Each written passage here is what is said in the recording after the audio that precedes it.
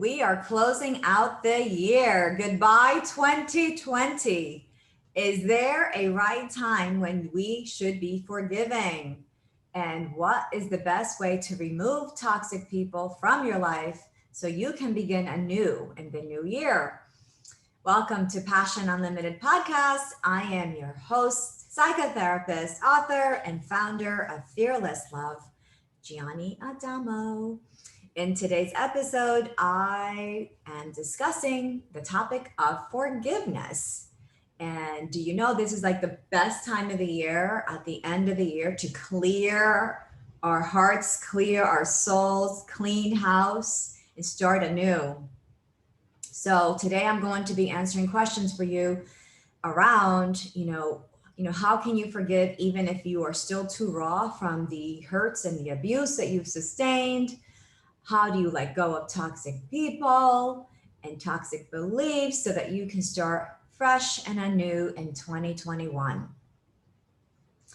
So I want to thank everybody because you guys know that I am focusing in on topics that are covered in my Amazon bestseller, From Love Trauma to Fearless Love, where I provide you with tips and strategies so you can survive, recover, and thrive in love, life, and relationships. And by the way, this still makes a really good holiday gift for anyone who is mending a broken heart. All right, so last week I shared with you that my book is now in Amazon, it's been an Amazon bestseller, but it's also now a Kirkus Review recommended book, and it has ranked in the top 30% of the Kirkus books that were reviewed this year. And that's a huge accomplishment, so I'm really proud of that, and I'm very excited. So if you haven't picked up your copy, you might want to check it out or listen to it on audiobook because it's been released this year in 2020. I took the opportunity to get the audiobook created. Anyways, I'm going to start with any further ado to focus on our topic of forgiveness. And as we clear out 2020, it's perfect time to kind of come back into our hearts, into our souls, and examine what needs to be cleared out. So the first question I'm going to answer for you is, I have heard that forgiveness is about the one doing the forgiveness, finding peace, and not really about the person being forgiven. Is this true? So I want to go over some truths and some myths around forgiveness, because I think there's a lot of people out there that really don't want to forgive, and they're scared of forgiveness because they are believing some myths around what forgiveness is. So the first myth around forgiveness is that forgiveness does not gloss over or deny the seriousness of an offense against you. So when we forgive, we're not glossing over, we're not sweeping under the rug. Absolutely not. That is not called forgiveness at all. You're just suppressing the problem and not dealing with it. Another myth would be forgiveness does not mean forgetting, because a lot of people say, oh, forgive and forget. Well, that is a myth. And again, forgetting and forgiving and forgetting does not mean that you're condoning or excusing the offense. In the book that I wrote, From Love Trauma to Fearless Love, Elena had mislabeled the abuse and called it a mistake. So she really had not, it took her a couple of years to understand fully the scope of her trauma and the scope of the abuse she has sustained. So in her instance, it took her a couple of years to start the real forgiveness process because she was mistaken around what the situation was and what really went down in her relationship. So we need to, when we forgive, we do need to understand, and we don't forget. Elena will always remember that she is a survivor of trauma, and she will not forget her trauma. She now has a cohesive story around her trauma that makes sense, and she's got peace with her story now. All right, another myth is through forgiveness can even though, okay, so even though forgiveness can help repair a damaged relationship, forgiveness does not obligate you to reconcile with the person whom has hurt you, nor does forgiveness release them from legal accountability. All right, so those are some myths that people choose to not forgive because they believe that when you forgive, you have to forget, that you don't press charges, that you don't go to the police, that you don't bring these individuals to accountability. Absolutely not. Forgiveness is really for you, as the question was asked. All right, some more truths around forgiveness. Forgiveness is a conscious, deliberate decision to release feelings of resentment, release hatred, and release vengeance toward another person or a group of people who has harmed you, regardless of whether they actually ask for forgiveness or not, and regardless of whether they deserve your forgiveness or not. Forgiveness helps you accept your own human frailties. Because when we love, especially because in my podcast, this is really about love and bringing you back to wholeness, bringing you back to repairing relationships. So in love, we are taking a risk. Any one of us who chooses to love are always taking a risk, because we can always be hurt, abandoned, betrayed, wounded by a loved one. In fact, people that we love end up having the most influence in our lives. So therefore they have the most power to hurt us. So forgiveness is one of those tools that remind us of our human frailties. So forgiveness empowers you to recognize the pain you have suffered without letting that pain define you. It enables you to heal, move on with your life, and start fresh. Forgiveness also sets you free from your past. So without the forgiveness, the wounds are still lodged in our hearts or in our soul. With forgiveness, they get released. They're brought to the light and released. Forgiveness also guides us toward wisdom and toward unconditional self-acceptance and unconditional self-love. We have to face our wounds in order to be able to release them and grant forgiveness and be able to completely 100% unapologetically accept our stories and accept our lives, and also be able to love ourselves, all warts and wounds and the ugly parts. Everything has to be loved, and all that comes through forgiveness. It's extremely powerful. Forgiveness is very powerful. Okay, the next question. What if I cannot forgive someone because their actions against me or are too raw still? How long is a good amount of time to wait for forgiveness? Or what if you just have been forgiving all these years and still I am angry and resentful and I cannot move on? All right, great question. So forgiveness is not a one-time occurrence. Forgiveness is a process. It is a way of life. So as we grow in awareness of the betrayals, of the hurts, of the woundedness that we may be carrying and that we have experienced in our relationships, then as they come to awareness, we grant forgiveness. So betrayals come in all different sizes and shapes. There's the betrayal of the negligence of the implied responsibilities that come with a relationship. Of the very minimum, a relationship puts two people on equal playing grounds. If you're two adults, that is, where we protect, we care, we prioritize, we nurture, and we respect one another.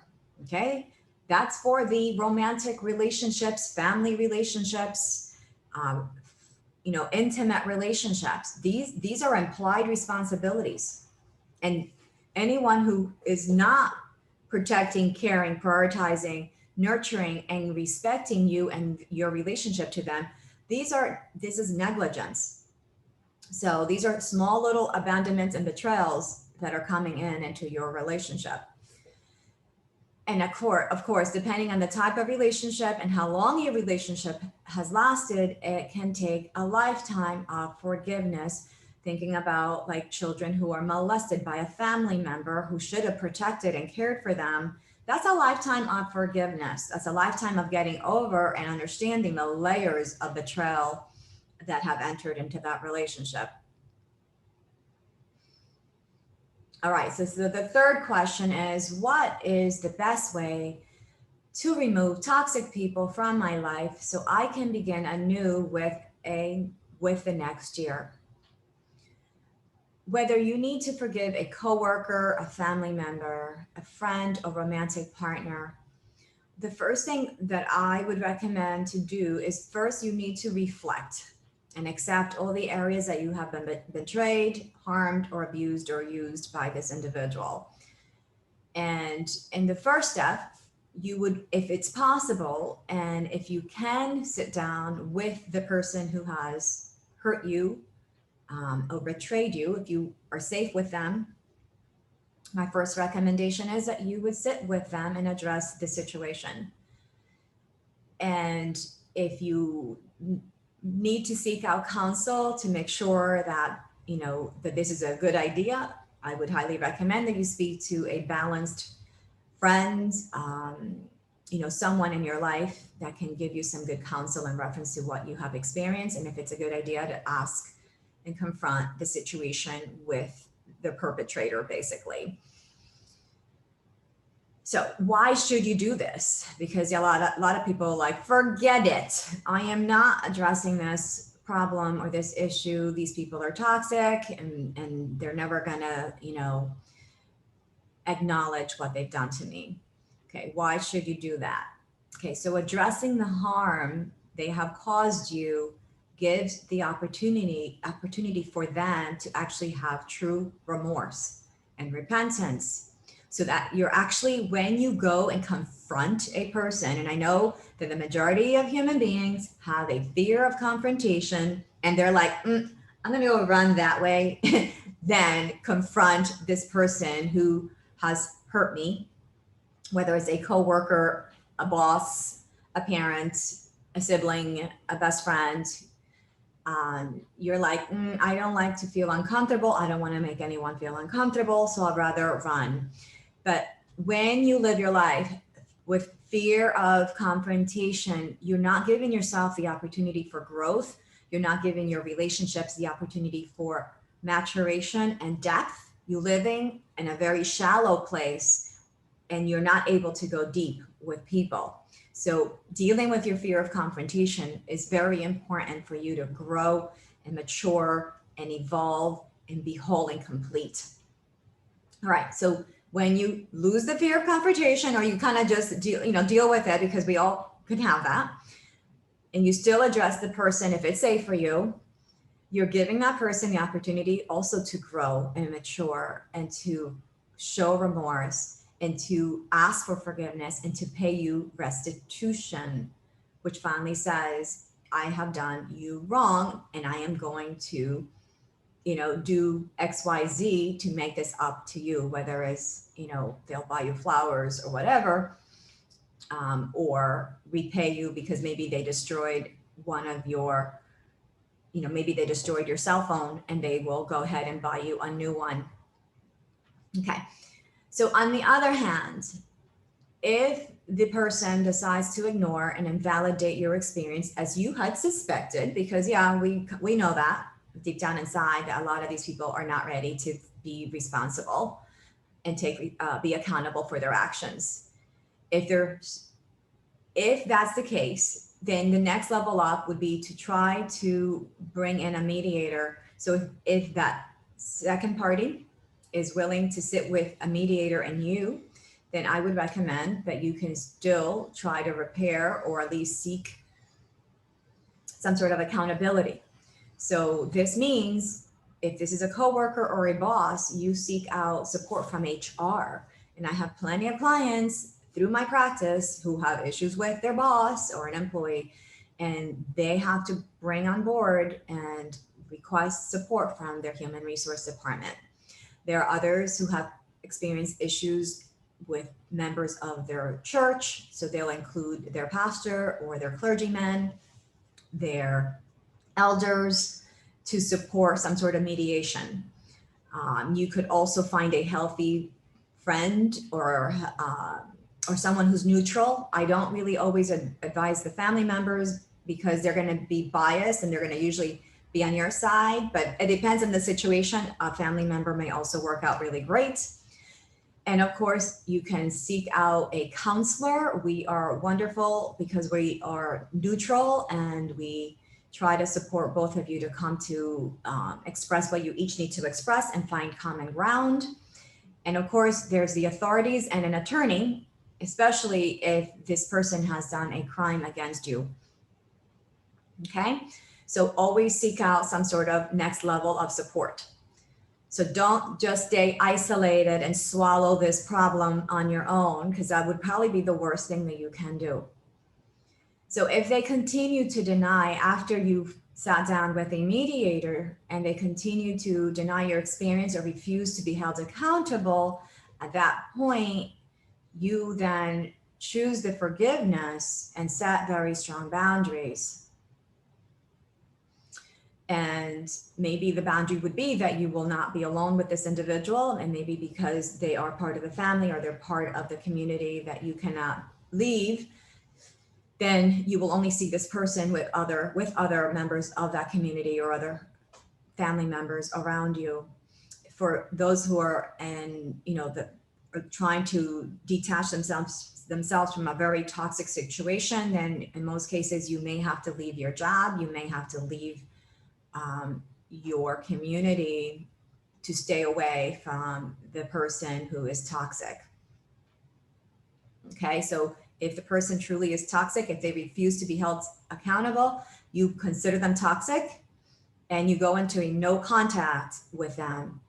And for those of you who are involved with a toxic person romantically and you have children with them, everything should be documented. It should be through email, and there are apps out there that will document and keep you guys, you can communicate through these apps, so you can research those things. And this is the most important thing that I'm going to give you about how to leave a toxic relationship or say goodbye to a toxic person. So please pay attention to this one. And even though they have harmed you and hurt you, betrayed you, walked all over you, used you, treated you as if you were worthless and did not matter, when you choose to forgive, and in the beginning, it may not be here yet, but as you continue in your journey of forgiveness, I want you to be able to do this forgiveness with kindness in your heart. I want you to wish them peace, wish them success, wish them happiness, thank them for their service and the positive things that they did contribute to your life. So you look at the positive things and you acknowledge those things. It is important that we say goodbye well. In order for us to have full closure and peace in our hearts, we must learn to say goodbye well. And in our modern world, we have lost that capacity. The millennials have learned to just ghost people on the phone and on the social media and in their relationships. They just disappear and believe that that is a great way of saying goodbye, but that's actually the most destructive way of saying goodbye to someone who has been in a relationship with you.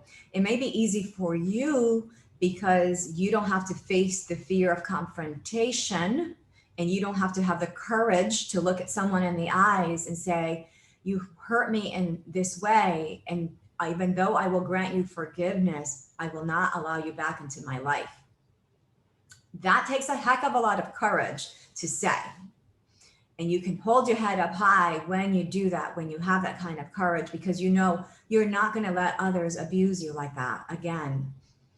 All right, so learning to say goodbye well. We don't ghost people, we address them, but we address them with love and compassion we speak our truth in love. All right. Next question I want to answer for you is, how did Elena in your book find the ability to forgive? Did she have some specific exercises she used? This is another great question. So Elena aligned herself, first of all, with her values that come directly from her faith. And she took action to grant forgiveness to even her enemies. For Elena, again, this was a process. Elena thought that this man was a man who loved her. But Elena had to eventually, and it took a couple of years for her to fully understand that he did not love her, that ultimately this man was an enemy who had targeted her specifically to take advantage of her and use and exploit all of her strengths, her emotional strengths, her financial strengths and assets. This individual specifically had targeted her for a complete exploitation. So she didn't know that. So therefore, you cannot forgive those things that you are not aware about. So it was a journey of forgiveness and a journey to let go and even forgive her enemy, because she understood by the end of her journey that that was not a friend, it was a foe. And it was a person who scammed her, manipulated, and schemed. All right. She also had received pebbles and small little rocks from her rape survivor support group. And the rocks and the pebbles were to represent people in her life that she needed to grant forgiveness for, those who have had abused her and those who turned an eye and were accomplices in the abuse, anything like that that comes together, especially for those of you who have been in abuse in childhood, where one parent might have abused and the other one turned an eye and did not recognize it and devalued you even further by not acknowledging your truth. All right, so you can also collect some pebbles from your yard or from the beach, from the mountains, from a bedrock, and then you can go for a walk and you can ultimately consider who you need to forgive. I held those pebbles and the rocks for a few weeks in my home until I decided who were the people that needed to be forgiven. This is an exercise that should not be done like on the fly. It's something that you should be contemplating and reflective. This is why the end of year is such a great year to reflect on this year, reflect on your life, and consider who are the people in 2020 or prior that need to be granted forgiveness.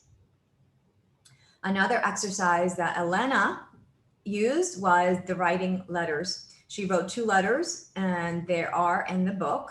One is a letter of forgiveness and the other is a letter of confrontation. And the reason why there is a letter of confrontation in the book and why she had to do that confrontation letter is because, again, you cannot fully forgive everything if you have not confronted everything. The ability for Elena to write these letters helped her to truly move from victimhood into survivor. Okay, so it really shifted her at that point when she saw all of the truth and she was able to accept all the truth that had gone on in her relationship and also grant forgiveness for all of that truth, which was horrifying and it was not easy or light. So as we bring this year to a close, who do you need to forgive in your life? Do you need to forgive your mom for being controlling and demanding or emotional or chaotic? What about your dad? Do you need to forgive your dad for perhaps maybe abandoning you or prioritizing work over family, or just being absent or being an alcoholic or a drug addict? Who are the people in your life that need to be released in this year? 2020 has been a very unique year. And in very unique years like this, it creates and provides opportunities for us to do some unique things that maybe you have not had the courage to do prior. For most people, a lot of people out there, and it's still in middle-aged years, they have deep-rooted anger towards their mother and their father, to their partners. If they're divorced, they're still angry at their spouse. Do you need to let go of the anger of your primary love figures in your life? What about a sibling or a brother or a grandparent? What about yourself? Do you need to forgive yourself? Before the clock strikes midnight and on this New Year's Eve this week, why not pick up the phone and call your family members or your friends or your ex who you need to forgive? As long as you're safe with these individuals or this person, I would recommend that you might be able to have a phone conversation with them. If not, you can write, if there is no contact with them or they have died and passed on, then you can write a letter to them that you do not mail. You can grant forgiveness. And then I also want to leave you with a very simple prayer and meditation this evening or this day that will also help you on your journey to granting forgiveness, clearing out your heart and your soul, and preparing yourself for this new year and opening up your heart to receive new love, new perspective, to be more open in your creative energy, and to embrace a new year where you can go after your goals and your dreams. So in this little prayer or this little meditation, I want you to envision the person in front of you that you need to grant forgiveness. Maybe it's your mom. And I just want you to recite these couple of sentences. So you envision your mom and you just say, I forgive you. I let it go. I thank you. I bless you. And maybe you need to grant forgiveness to your dad. You envision your father in front of you and you say, I forgive you. I let it go. I thank you. I bless you. Maybe you need to forgive your spouse or your ex-romantic partner. You envision them in front of you and you recite, I forgive you. I let it go. I thank you. I bless you. And maybe perhaps in 2020, you finally recognize that the person that most needs forgiveness from you is yourself. So I want you to envision yourself. You can envision yourself at the age of when you were abused. So if this was a childhood wound and you envision your inner child at age 5 or 8 or 11, or whatever age she or he was. If this is an adult wound with a romantic partner, or whatever the situation, whatever type of relationship it was, envision yourself at that age and that you look at that, let's say that you look at yourself and you say, I forgive you. I let it go. I thank you. I bless you. I want to wish you all a happy new year. May 2021 bring us much more blessings, health, prosperity, and success, and to go from surviving to thriving in love, life, and relationships. Please subscribe to Passion Unlimited Podcast, wherever you hear your podcasts. You can follow me on Instagram under Gianni Adamo. You can join the Facebook group under Passion Unlimited Podcast. Until next time, we'll meet here once again.